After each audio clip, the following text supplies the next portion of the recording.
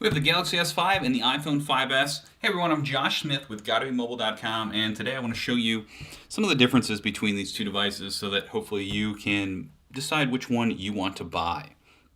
The Galaxy S5 retails for $199 on a 2-year contract, and the same for the iPhone 5S, but right now we're seeing a deal where you can get the iPhone 5S for $99, and there are a few deals for the Galaxy S5 for $99 on Verizon right now.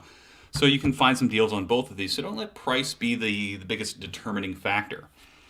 One of the most standout differences between these two devices is the construction between them. Both of them have a very good build quality. Apple's been known for it, and Samsung has dramatically improved from the Galaxy S3 to the Galaxy S4 to the Galaxy S5. If you're jumping from the S3 to the S5, you're going to notice a much better feel on the back, and the device itself is just more solid in your hands. There's less wiggle and creaking like you might have felt on that older device. So we have a soft touch plastic. This is the shimmery white, which is actually kind of an off-white. The black looks a little bit better in my opinion, so definitely check out those. There's an electric blue and a gold. We haven't seen those in the US just yet. The iPhone is made of aluminum with glass, and it comes in basically a silver. It comes in a black and it comes in a gold. There are some different names, but that's essentially the colors you have there. So you have plastic and you have aluminum.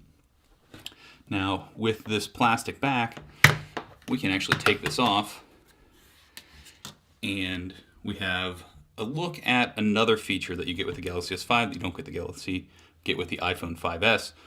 This small gray thing right here is actually a small, kind of like an O-ring that keeps water out of this area. And there's a small plug on the bottom that covers your charging port. And with that, your phone can survive up to 30 minutes in about 3 feet of water. So that means you can drop it in a sink, even the toilet, bathtub, shower, whatever, as long as you're not going real deep with it. You don't go swimming with this phone, but it's going to survive accidents around the house that would put this iPhone out of commission. Now, when we pull this off, we also see a few other things. We can add more memory with a micro SD card, and we can take this battery out and swap in a new battery. There's also small plugs right here that allow different accessories to do things and will allow us to get a wireless charging back so that you can just set this on a stand and charge. The iPhone does not support wireless charging without a bigger case that you would clip onto the back.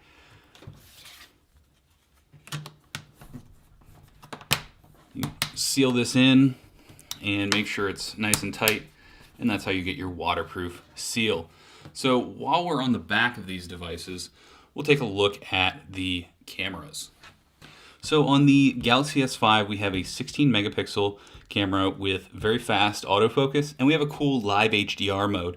And I'm going to overlay 2 examples to show you what that looks like. Basically, it means the phone does some tricks to show you what you're actually shooting when you turn HDR on that you don't get on the iPhone 5S. You kind of have to line it up, take your shot, and then you get to see what your photo looks like. And I'll show you why that's useful if you look at the photos here, and if you head over to GottaBeMobile.com by clicking the link down in the description. Over here we have an 8 megapixel camera and a dual LED flash.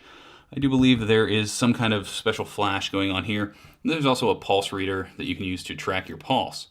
Now, these both take good looking photos, but one of the areas where they differ is in what you're able to do with each of these cameras, with the default camera.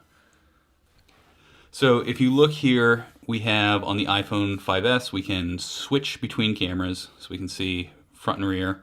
We can do the same thing over here on the Galaxy S5.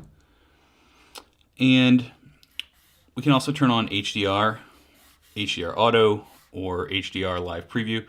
There's a selective focus mode so that if I need to kind of blur the background on someone, I can turn that on before I take a picture. It'll take pictures at multiple depths, and then I can pick that focus later. It's a little finicky, so that's not a huge selling point for this phone right now. In terms of modes, on the iPhone, you basically have video, slow-mo, photo, square, and panoramic. You're kind of limited. On the Galaxy S5, you can go into modes, and by default, auto will pick the best mode for whatever you have going on. You can do beauty face, and it kind of airbrushes the face to produce a more flattering portrait. Very nice touch. Shot and More will allow you to take photos and then basically show motion, erase someone from the background, stuff like that. We have a basic panorama, which would match up against the panorama here. And then we have a few other things like virtual tour. So you can create a virtual tour of your home. You can use the front and rear cameras at the same time. And so I'm in the picture and then whatever's in the background is in the picture. And then you can actually download additional camera modes. And these last three are downloaded. Animated photo will essentially show some motion in the photo and keep one thing still. Sports mode to really capture fast moving. And then surround shot lets you kind of do a 360 degree style thing. So let's go back to our auto mode, and when we pop into the settings, there are a lot more settings here. You can turn on face detection. You can switch from 1080p video, which the iPhone 5S also shoots, to Ultra HD or 4K, which is a higher resolution that we're starting to see on some HD TVs. And there's also a few other different options you can choose. So if you want more options, a little bit more control in some areas, in the default camera app, and the reason that I say default camera app and why that's important is because it's the camera app that you access from the lock screen. You can get apps for the iPhone that let you do other things, but you can't, without jailbreaking or some other magic, get to them from your lock screen, which is where I personally take a lot of my photos. So I get access to all these things just with one swipe. So that's a plus. Another major area is the display. We have a 5.1 inch 1080p display over here. So we have 1920 by 1080 resolution.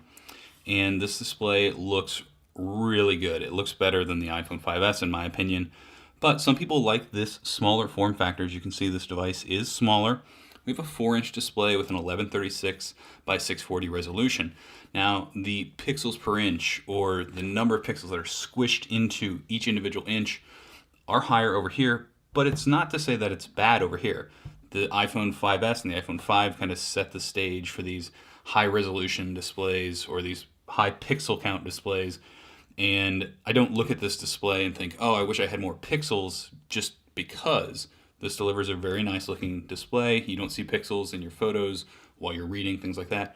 Neither do you over here. What I do like about the Galaxy S5 is the display is more vivid, and I can leave this display on full brightness all day and I don't have to recharge like I do on the iPhone 5S with similar usage. And that's because this display is more power efficient. There's also some different modes that can adapt to what you're doing, viewing photos, watching a movie, etc. And it can get really bright when you're outside so that you can see, and really dim when you're in your bed at night and trying to read without bothering someone else. Again, you can control the brightness on both of these. And if we turn that all the way down, we'll get a look at the difference there. So both of these get really dim here. You can barely see the screen on both of these. And, you know, that's nice, but in my experience while using both at night for a little bit, the iPhone 5S is just still a little bit brighter at night, which is a downside while you're trying to read. Now the Galaxy S5 this year adds a fingerprint scanner in the home button. The iPhone 5S did this in 2013, and I can just touch any of the fingers I have registered. It doesn't really matter how I put them on there. The Galaxy S5, you have to swipe. And so if you're always swiping with your thumb, that's not a big deal. But say you pick up the phone with one hand and you want to use this thumb, I've yet to be able to get this to allow me to swipe sideways, which is really the only feasible way if I'm using the phone one-handed. So I'm not using the fingerprint scanner quite as much on the Galaxy S5. So if that's a big feature that you want, the iPhone 5S is going to be a better choice for you. Another nice feature is an IR port that's built into the top of the Samsung Galaxy S5. We don't have anything like that on the iPhone 5S, and what this allows us to do is control an HD TV using the phone as our remote without the need for any expensive external accessories. As far as software goes, we're running iOS 7.1 on the iPhone 5S, and that gets us a lot of nice features. such as Control Center. We get our Notification Center. Not a huge fan of dismissing notifications. It's just too many taps to do that on the iPhone 5S. On the Galaxy S5, I can just swipe and those notifications are gone. And that brings us to another feature. The Galaxy, or I should say the Gear Fit, will connect to the Samsung Galaxy S5. There are some fitness accessories you can buy, but I haven't found one with a display that looks this nice. Unfortunately, it looks like Samsung's still working out some of the bugs in connectivity, so that's not going to be your main selling point right now. But if you want a fitness tracker that looks just phenomenal and still has a little ways to go in terms of features, definitely stop into a store and look at the Gear Fit anyway. There are various other differences between iOS and Android. Google services work very similar on both, but some things will come to each device first. iPhone tends to get some games first and some apps first. Android will get a few things first, but a lot of times it kind of lags behind on things like a new Trials Frontier game, or sometimes we're seeing services designed first for the iPhone and then coming a few weeks or a few months later to the Galaxy S5 and other Android devices. Thanks for watching. This is our look at the Galaxy S5 versus the iPhone 5S. If you check the description, you'll find a link to more details about each of these devices that we couldn't fit into the video, comparison photos, sample photos, and everything you need to know to make a decision about which smartphone you want to buy here in 2014.